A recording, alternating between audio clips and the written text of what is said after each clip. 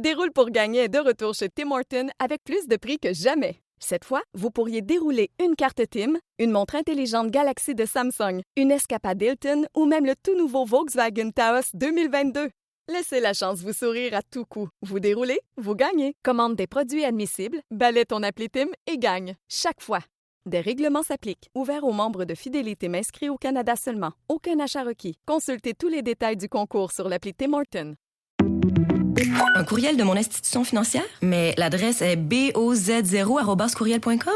Non, merci. Mon cyberréflexe, m'abstenir de cliquer. Aiguisez vos cyberréflexes sur desjardins.com/sécurité. Comme les autres.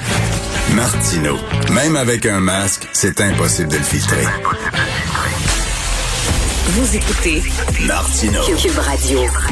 Alors, nous allons bien sûr parler de la panne Facebook. Premièrement, les causes avec Alain McKenna et deuxièmement, toutes les théories du complot complètement cinglées qui circulent concernant cet événement.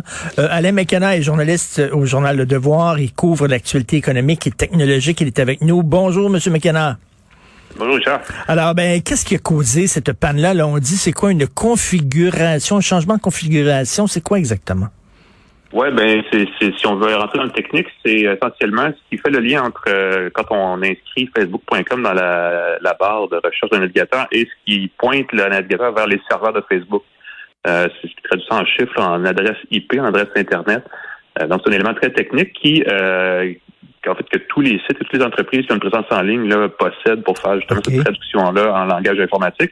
Ce qui est bizarre, c'est que dans le cas de Facebook, ça a affecté 3 services, Facebook, Instagram et WhatsApp, qui sont séparés les uns des autres. Donc, c'est un gros morceau qui, normalement, ne devrait pas faire tomber en même temps 3 sites séparés. Et ça a été en panne pendant combien d'heures, Alain? Oui, ça a été en panne pendant 6 heures. Ça a affecté aussi les outils. Ils ont des outils de travail, des applications qui s'appellent Workplace chez Facebook, qui est utilisée par les employés de Facebook, qui étaient aussi en panne, donc qui les empêchait de communiquer entre eux pour justement réparer la panne. Donc, ça s'est rapidement emballé, cette histoire. Ça a duré 6 heures. Mais il me semble une entreprise comme ça, il n'y avait pas il y avait pas de plan B, il n'y avait pas l'équivalent d'une génératrice ou quelque chose, tu sais. Il n'y avait pas prévu que ce genre de panne-là puisse arriver. C'est effectivement, c'est assez étonnant. On imagine qu'ils auraient normalement justement un plan B, mais c'est vraiment apparemment là cet élément technique-là qui est tombé en panne est unique dans le sens où il n'y a pas possibilité d'avoir un plan B parce que ça relie dans le fond les serveurs dans le monde avec le navigateur des utilisateurs. Donc, c'est pas nécessairement quelque chose qui est dans les bureaux de Facebook, mais il faut vraiment commencer à réparer manuellement. Et comme les gens de Facebook ne pouvaient pas se parler entre eux, apparemment, il n'y avait pas possibilité de concerter leur effort pour justement corriger tout ça.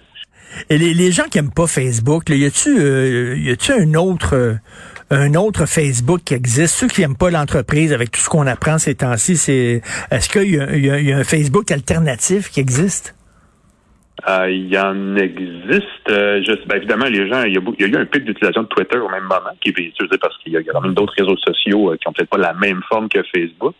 Les jeunes sont sur TikTok, donc il n'y a pas nécessairement, c'est pas le canal unique, mais pour le grand public, pour 90% des gens, Facebook, ça reste quand même le principal réseau social. Là, on parle de 3,5 milliards de personnes dans le monde qui sont là-dessus sur une base au moins mensuelle, sinon presque quotidienne. Donc, c'est effectivement assez important. Mais grand public, là, il y a pas vraiment d'équivalent. Et Alain, toi, tu connais très bien les médias sociaux. Moi, alors que moi, je suis un techno-nerd. Mais j'ai un ami qui me dit, écoute, lâche Facebook, va sur Twitter. Il dit, Twitter, les conversations sont de plus haut niveau. Facebook, c'est vraiment, là, ça vole pas haut. C'est des matantes, c'est des mononcles. Qu'est-ce que t'en penses de ça? Entre Twitter et Facebook. Écoute, on peut avoir l'opinion qu'on veut. Je sais que Twitter représente, je pense, 14% de la population. C'est-à-dire que 14% du monde au Québec, à peu près, 14 à 18% sont sur Twitter. Donc, c'est pas tout le monde. Il n'y a pas de démographique précis qui dit c'est vraiment des gens qui écrivent mieux ou réfléchissent plus. Il n'y a pas de Mais ton expérience à toi, Alain, ton expérience d'utilisateur. C'est dur à dire parce que comme utilisateur, je filtre beaucoup. Il y a possibilité de limiter qui commente sur quoi, que ce soit sur Facebook ou sur Twitter, de façon à éviter. Parce que des fois, les dérapages, c'est des gens qui réagissent trop vite, qui n'ont pas pris le temps de bien dire. Oui. Donc, de juste dire, il y a des réglages à la fois sur Twitter et sur Facebook où on peut dire, on veut que ça s'adresse à tout le monde ou juste à notre réseau ou on veut pas que n'importe qui réponde. Puis là, il y a moyen de gérer ça. Pour ma part, je veux dire, probablement parce que mon réseau est plus professionnel, entre guillemets, sur Twitter. J'ai peut-être des conversations un peu plus élaborées là, mais en même temps, puis je sais pas toi comment tu gères tes réseaux sociaux. Moi, je le prends toujours pas trop au sérieux dans le sens où les publications que je fais, qui sont des publications professionnelles, sont sérieuses, mais les commentaires après, tu t'en fous avec un grain de sel. C'est épidermique souvent. Faut pas s'en faire. OK, merci. Écoute, on a vu là qu'il y a eu vraiment un impact sur Facebook. C'est une très mauvaise semaine. Hein? Il a perdu beaucoup d'argent en bourse. Et en plus, justement, pendant qu'on se parle, Alain, il y a cet ex-employé de Facebook qui témoigne devant une commission sénatoriale. Ça va pas bien, là. Ça, c'est autrement plus grave que la panne d'hier. C'est des milliers et des milliers de pages de documents qu'elle a numérisés, cette femme-là, pour prouver que Facebook, à l'interne, a des informations extrêmement précises sur comment l'information, justement, est distorsionnée par les gens sur sa plateforme, et ils font rien parce qu'ils disent, ça génère du clic, donc pour nous, ça génère des impressions et qui, par définition, génère des revenus, donc c'est ce qu'on privilégie. Il y a vraiment des grosses questions à se poser sur le modèle d'affaires de Facebook suite à ces révélations. Tout à fait. Ben merci d'avoir pris le temps de nous parler, Alain McKenna. On peut te lire dans Le Devoir. Et tu couvres l'actualité économique et technologique. Merci beaucoup. Bonne journée. Ça fait plaisir. Salut. Alors, Alexandre Moranville-Ouellet, recherchiste ici, animateur du balado Ce n'est qu'une théorie et spécialiste des théories du complot. Puis là, qu'est-ce qu'on a dit là? On relie ça à l'entrevue que la dame a donnée à 60 Minutes. Hein? Ben, c'est sûr que c'est difficile, là, même pour toi ou moi, là, au départ, là, quand tu vois qu'il y a une panne aussi massive de Facebook, la plus grosse de leur histoire, là, cela étant dit, au lendemain là, d'une entrevue choc comme celle accordée là, à 60 Minutes, donc par Madame Frances Haugen, là, cette ex-chef de produit de Facebook, c'est sûr que c'est difficile de pas voir des liens, mais en même temps, moi, tu vois, c'est pas ça.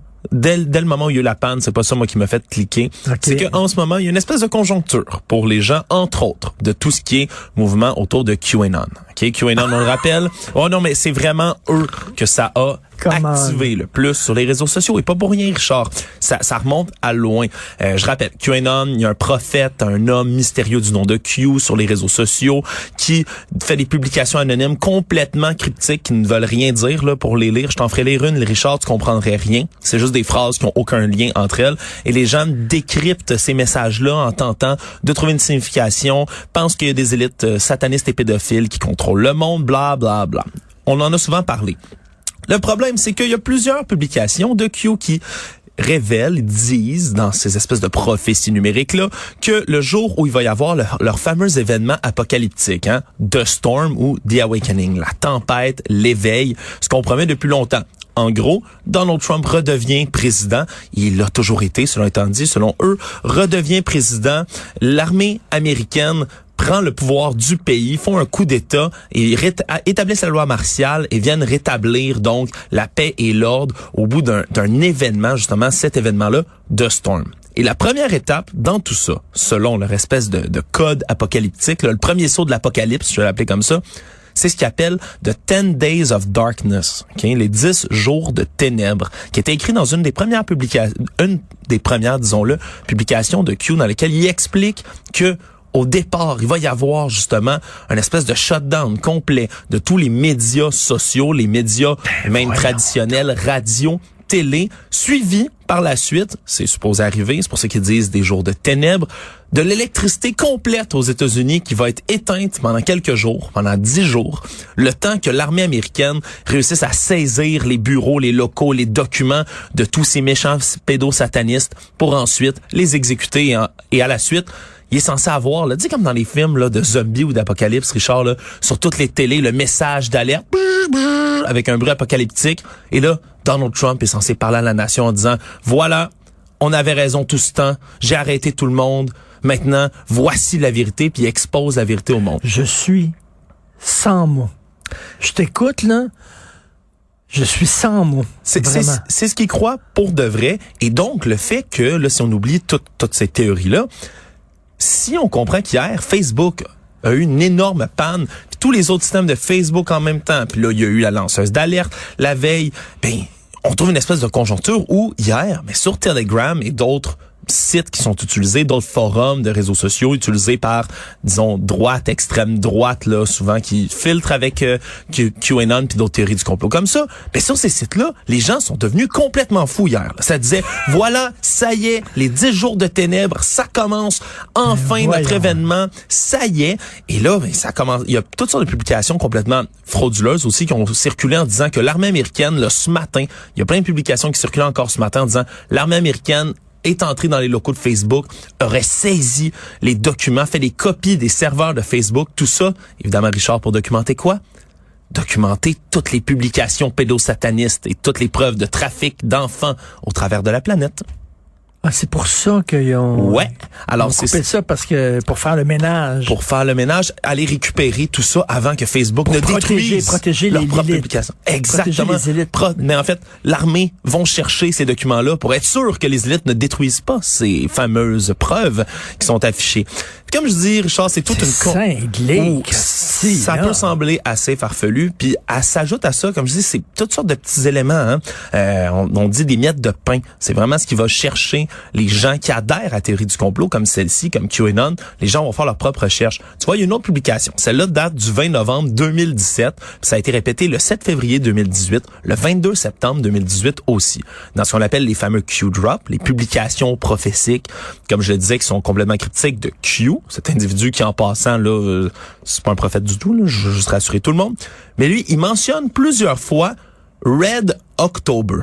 Octobre rouge, et dit même The Hunt for Red October. Ça te dit quelque chose, ça? Le film avec Sean Connery, bien Le sûr. film avec Sean Connery de 97, adaptation d'un roman de Tom Clancy, La chasse à Octobre rouge, qui fait référence à un film de sous-marin. J'ai aucune idée pourquoi c'était écrit dans les publications, mais depuis 2017, à répétition, les gens qui croient en les théories du complot de QAnon disent que le mois d'octobre va être le grand mois. C'est maintenant que ça se passe. Octobre rouge. On est quel mois en ce moment, Richard?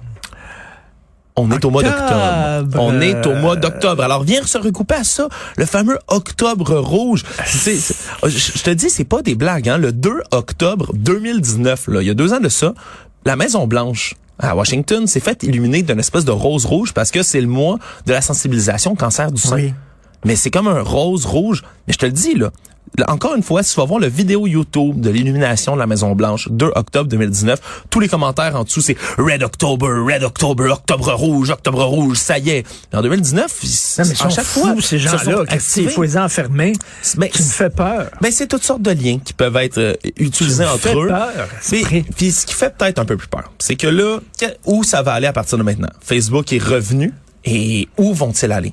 3 options. Il y en a qui vont dire que l'armée a toutes les copies, on faut juste attendre. Il y en a qui vont désespérer en disant que le plan, on leur a encore menti.